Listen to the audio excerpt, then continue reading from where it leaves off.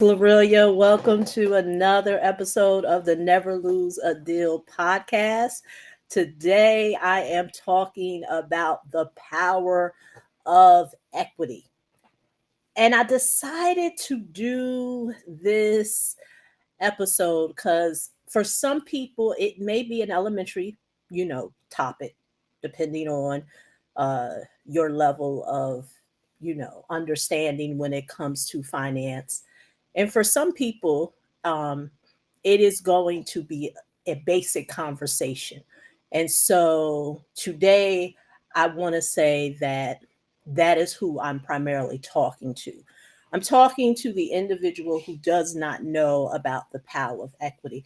Now, when it comes to equity, I'm going to give you the definition based on, um, you know, uh, the textbooks of finance and accounting. From my former years of being an accountant, I graduated with a bachelor's degree in accounting, spent many years working at CPA firms doing a lot of tax work, a lot of accounting work. So I understand this topic very well. And so, equity, going back to what I was originally talking about, equity is your assets minus your liabilities, and that gives you equity. So at the end of the day, that little basic equation means that it is how much value you have in a particular asset. And on this channel, I know I'm also broadcasting on a podcast, but let me just say this. At the end of the day, it is about your ownership in a particular vehicle. Whether that vehicle is real estate, whether that vehicle is a business, whether that vehicle is a stock portfolio, or any type of investment vehicle, it is what is the value that has built up over time minus any liabilities that is against it, and that piece is your equity. So let's just use real estate for example. You have a particular asset, whether it's a single family home that you live in, whether it's a multifamily. Right now I'm in the Northeast, and so in the Northeast of New Jersey, it is very common to live in dwellings that are multiple units. It can be a two family, it could be a three family. So outside of the single family, even with those living dwellings, you have something that is considered an asset. And minus any liabilities that's against it, for example, the mortgage, whatever's left over is your equity. So now that I've talked about that very studious way of talking about equity, I want to bring you over to a real life situation. And that is why I titled this The Power of Equity. There are many people who do not know the value of equity. And the reason why I say this is because there are conversations that I have had with people that I know, family members, close friends, and they don't know this. They don't know about equity. And even when a person is a homeowner, meaning they've worked a job, they got approved for a mortgage, they own the home, because here in the state of New Jersey, when you buy a house, you get a mortgage deed, but there's a lien against the mortgage deed, which is the liability against the asset. But at the end of the day, you do have ownership to the asset, but you have a lien against it and you do own it. And any equity that is built up in that particular asset is given to you. It's not given to the bank. But this is what a lot of people do not know. They don't know the value of that equity. So let me give you a real life story and situation. Like I said, friends, family members, people that I know. Someone that I know that's very close to me bought I'm being cautious because I don't want to give out any private information. So I'm trying to change the elements of the story. They own a real estate asset. The type of asset doesn't matter, but they own a real estate asset. They had a job at one time. They had an income, a nice income, and they've gotten older. And so that particular home that they own, and they still have a very small mortgage. I mean, the mortgage is under 100,000, very small. And let me just say this, the values of homes in the state of New Jersey, and at the end of the day, everything is relative, but it's high. It's not like we have values like, I don't know, South Carolina. Our values are pretty high. But imagine you own a home for a certain amount of years and you had a mortgage against it, and then you paid down that mortgage, and whatever was left over was the equity. And you never knew the value, you never knew the power of equity. You didn't know that you can get a home equity loan. You didn't know you could refinance it. You didn't even know that you could put that equity to work for you to be able to invest in other assets that can create cash flow. But now you've gotten older. You no longer work that job that you did once have. So now the cash flow of what used to flow in your home only from a job, not from income producing assets, whether it was a business or other pieces of real estate or a stock portfolio, all you really had was your home. And now you don't even have that. And now it's almost to the point where you may feel like your equity is trapped because you've tried to refinance it. But why do that? You have a low interest rate and interest rates are high. So that doesn't make sense to do a refinance. And even if you did a refinance, you may not even qualify because you're on a fixed income. So it's not even going to substantiate if you can even afford to pay the new mortgage note because you're refinancing. So all the terms change. The mortgage amount changes, the interest rates, or what have you. So that doesn't make sense. Then you try to get a home equity line of credit against the home because you have plenty of equity. Like I said, imagine loan under 100K, close to like 60, and the value of your home is almost close. It's like 450,000. All that upside, but you can't even tap into it from a home equity line of credit. You don't have the income. Credit is, a little shaky. And so now you've went through all these years of never knowing this. And now you just feel like you just have something that you can't do anything with. And that's why I titled this video, The Power of Equity. I say all this to say, many of us, you take something so simple, like a game, a board game. And when I say very simple, I'm not going to say understanding equity, because for some people it's all relative. There are people who understand that topic, they have built wealth with it, and they have gone to the races. But then there's a segment of people who have no idea the power that's in their hands. And so that's why the person shared this with me, so I can help them to create some ways to pull that equity out. And that is what we're currently working on. And so it is going to be some creative means that are outside the norm of what most people may think of, because most people, that do own a home, they only know those two options. I can either refinance, but what sense does that make? If I have a low interest rate, I'm not going to refinance in this current market.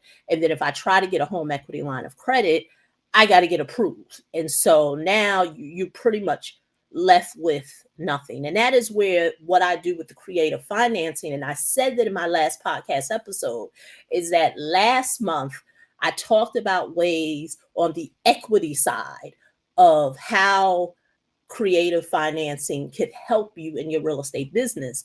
And so in the last episode, I talked about continuing the education and conversations about creative financing. But now I'm talking about it from a standpoint of where equity and debt meets. And so here we're talking about equity because there's not a lot of debt there, but this person is looking to be able to leverage some cash from their home, and rightfully so.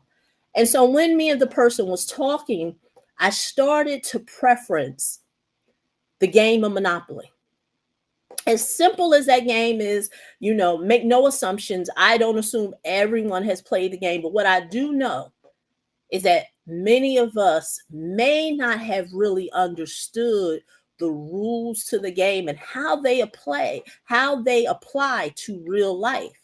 Because on a very simple basis, if you think about the game of Monopoly, your goal is to go around the board and buy assets, whether it is the railroad or the utilities or the real estate. At the end of the day, your goal is to land on a particular space and buy assets when you have the opportunity.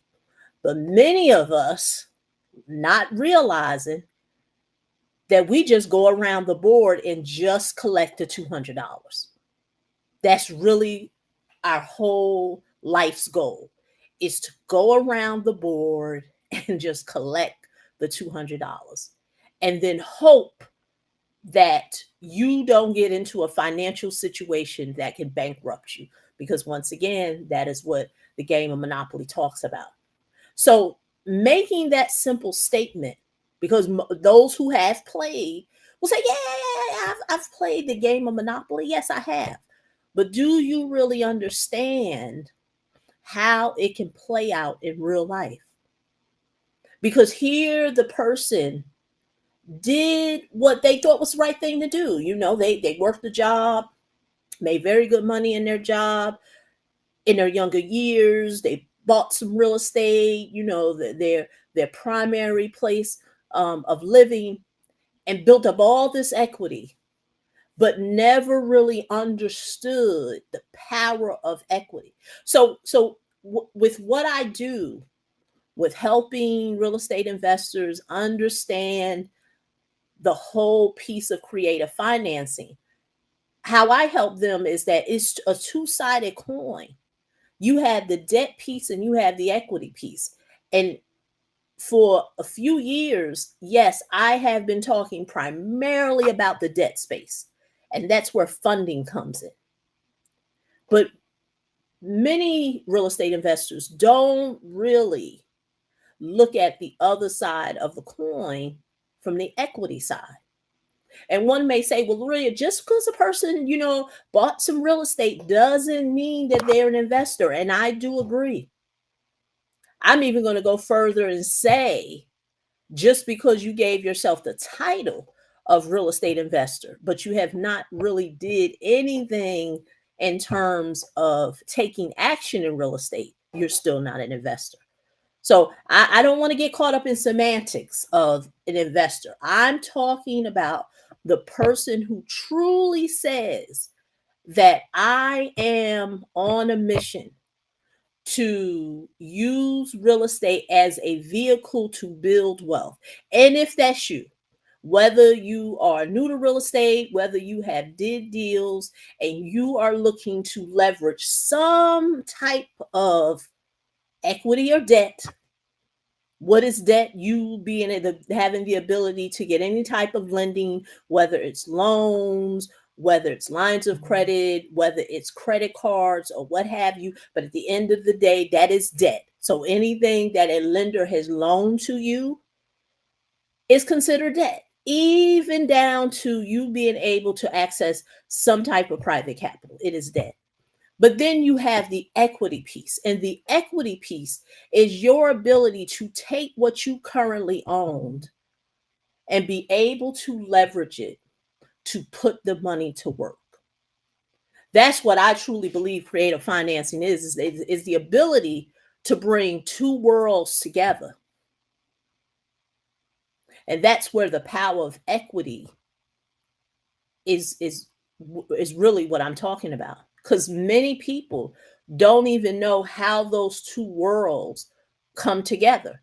Most people know that those who have bought a home and they have not did anything outside of just buying their primary home, they just really they understand the mortgage piece, because they do know, okay, I bought a home, I have a mortgage, I have to pay that mortgage every month, but they don't understand the equity piece. And many people have been so tabooed with the conversation of money and not understanding it that they won't even look to even inquire about how the equity piece even works. And I really do believe that the financial education is something that you have to seek. I know many of us have been beat upside the head with the Robert Kiyosaki principles, of, school doesn't teach you about financial education or what have you. But you start to really, when you start to see things, at least me, when I've start to see things, whether it had to do with my life or people that I know or professionals that I've met, it really shows us that, you know what? Many of us are still learning the rules of the game. Did you know that there's actually industries created for people who equity is trapped in their homes? I remember the first time I found this out had to be around, I'm thinking, about 2008 or 2009. One of my mother's close girlfriends, homeowner, owned her home for many years. She got up into her 80s, and once again, retirement money just wasn't enough. And she had built up all this equity in her home. And she knew that I was involved in real estate, and she shared with me, she said, you know, someone is, shared with me some information about how I can pull some equity out of my home. And I want you to take a look at it. And I took a look at it. And that's when I first came across reverse mortgages. I had never heard of it before. And the person that I am, I'm that person I'm very analytical. Remember, I said in the beginning, I'm a former accountant. So I'm the type, I'm going to do a deep dive. I'm not a person just jumps in. I have to do my research. I have to do a deep dive, and I did. And I learned everything that I could about reverse mortgages. And what I've learned, it's for seniors. I think at that time you had to be about 62 or 65. And it was for seniors who was equity rich and cash poor. So meaning that their primary home, they had lived in it for 30 plus years. My particular family member, like I said, my mother's girlfriend, her home was free and clear. She had nothing on it. She had never took out a home equity loan. She had never took out any type of lines of credit. She didn't have no liens against it. So it was free and clear, all this equity. And if you remember that time, remember I said this had to be about 2008 or 2009. I want to even say maybe even 2007, because I'm trying to think if I had even had my son yet. And he was born in 06. But I definitely want to say it was probably before 2008, before the real estate crash. And if you know, all throughout the country, real estate values, they blew out the roof. So here you got, New Jersey. You have one of the biggest cities in New Jersey, and this is a multifamily property that she owned, and she had close to almost $500,000 in equity. And here she is a senior, and she can't even tap into it. Well, that is when she found out about reverse mortgages because someone had shared it with her. And so I say all this to say, did she go the reverse mortgage route? Yes, she did. She did get her equity. She was able to supplement her income by pulling that income out because she took a lump sum. Because I know they give you options. You do a lump sum or you can do an annuity. At that time, they let you take out a lump sum. So she took out the lump sum. And then she did pass away. She passed away maybe about a year or two later. But I say this to say she retired at 65 and she lived 20 years later to 80 something years old, never getting access to her equity.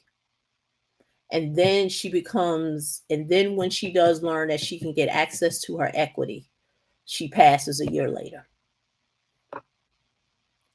Did she really get the fruits of it? I guess. I know she did have her house remodeled. She had some modifications done to her home. So only one can say, and only she can say, did she, get the fruits of her labor? I guess. She didn't lose her home to no foreclosure, what have you. I say all this to say you can go many years being a homeowner, even being involved in real estate, and not even know the power of equity and what it can do and how it can change your life. So I say this to say, if your trajectory, if your goal is to really win in real estate and whatever that is, whatever that you do, there's not just one way. There's 100 ways to skin a cat. There's so many ways for you to win in real estate. You have to find the road that best suits you.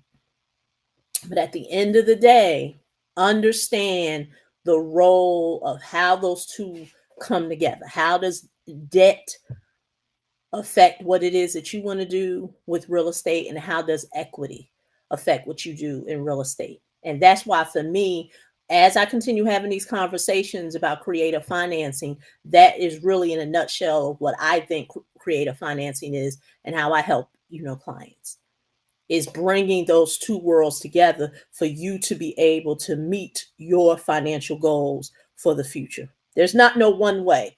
Anyone who's saying creative financing is just this one thing, of course, the audience they're talking to, they're lying. That's just like saying, if you gonna buy real estate, you just gotta buy and hold. And we know that that is not true. But there is a group of people that you can tell it to, and they'll take it as gospel and think it is true.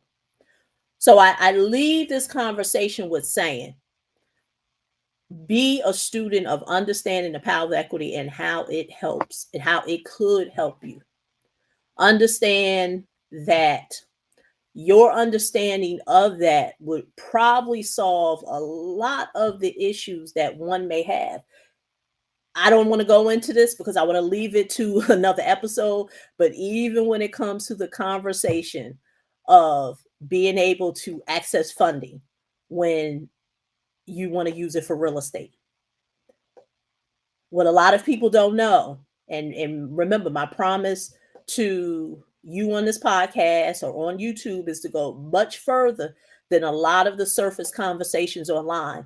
And so for the last couple of years since COVID, you had a lot of people telling you about leveraging credit or what have you. But what they didn't tell you is that that's a one-sided coin. It's a one-sided coin, and it's the debt coin. And it's not to say debt is bad. You just got to know what's the best thing for you. Because there's people who like the sound and the understanding of leveraging debt. But then the thing is that they're also in one ear trying to do it debt free. And once again, the two are not in alignment. So understand that if your goal is to be able to do anything that requires you to get funding, getting credit cards, lines of credit, loans, raising capital, those are all forms of debt that you need to understand and how it mirrors to the equity portion of what it is that you want to do. And that's why some people who have tried to go into the space of leveraging funding got their self spanked. It's because they didn't understand the impact. They didn't understand the impact of how debt works, because they like the sound and the salaciousness of being able to do something, the OPM conversation. Oh, OPM sounds good. Yes, other people's money, leveraging credit cards, all this other stuff. But like I said, they only know one side of the coin, and they have no idea how the equity piece plays a part in them leveraging debt. Once again, going into the interest rates of the money that you're leveraging, and then comparing it to what type of rate of return you possibly can get with the asset that you're looking to buy. Once again, no one's talking about that. No one's talking about those two sides of the coin. They're only talking about one piece of it. And if a person's only talking about one piece and they're not really talking about the other piece, it can leave a person confused because there's no context to what a person is saying. One thing about me, I'm very discerning when I'm hearing people share one piece and not the other piece.